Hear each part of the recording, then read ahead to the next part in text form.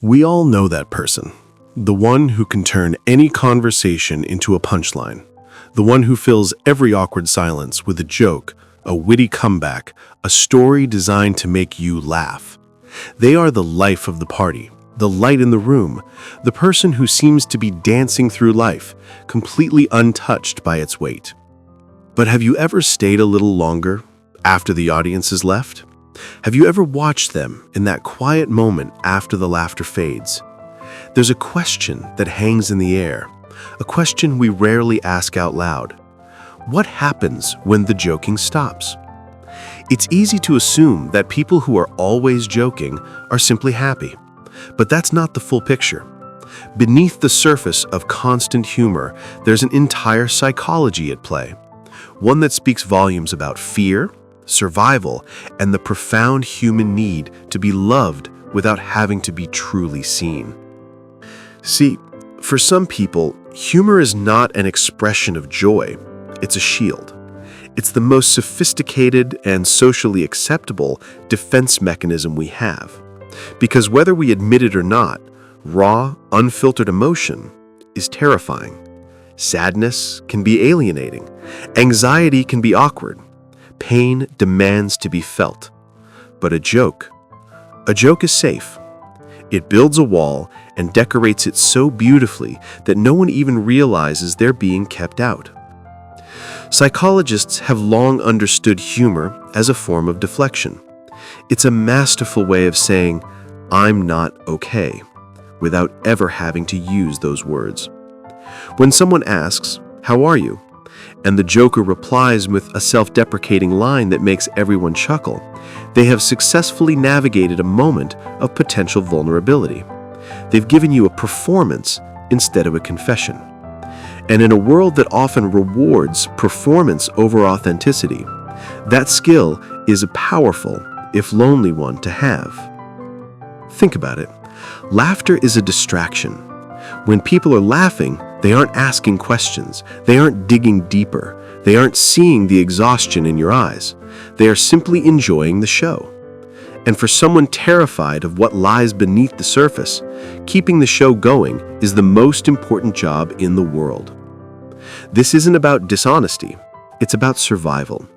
For many people who use humor as a shield, it was a tool they learned to use in childhood. They became the class clown to distract from a chaotic home life, or to make friends when they felt like an outsider. They learned early on that being funny was a way to be valuable. Making people happy felt like a purpose, a way to guarantee their place in a social group without ever having to risk showing the parts of themselves they felt were broken or unlovable.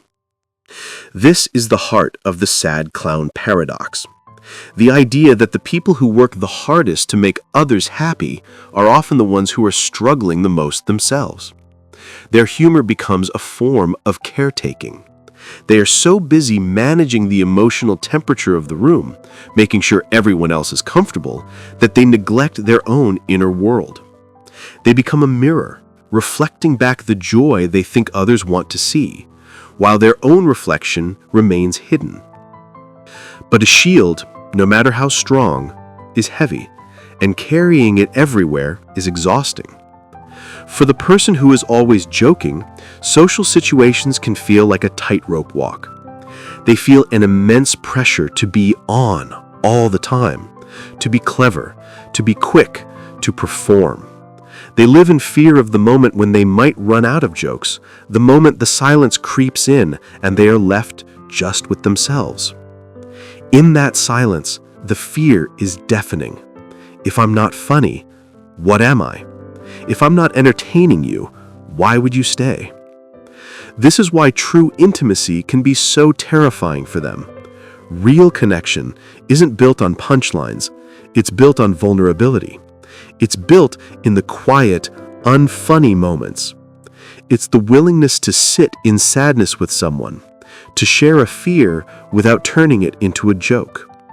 And for someone whose entire identity is wrapped up in being the funny one, letting that guard down can feel like a betrayal of the very role that has kept them safe for so long. They want to be seen, but they are terrified of being judged. They want to connect, but they don't know how to do it without their armor. So they keep joking, hoping that someone, someday, will be able to hear the sadness in their laughter, hoping that someone will see the flicker of exhaustion behind the smile and have the courage to ask, gently, but how are you really? Because here's the quiet truth about the people who are always joking. They haven't forgotten how to feel. In fact, they often feel things more deeply than most. They've just learned that the world doesn't always have space for the full spectrum of their emotions. So they translate their pain into something more palatable, more shareable, humor. It's a tragic kind of alchemy, turning their leaden grief into golden laughter. So, the next time you're with that person, the one who can't seem to take anything seriously, pause for a moment. Appreciate the laughter, but also recognize the courage it might be hiding.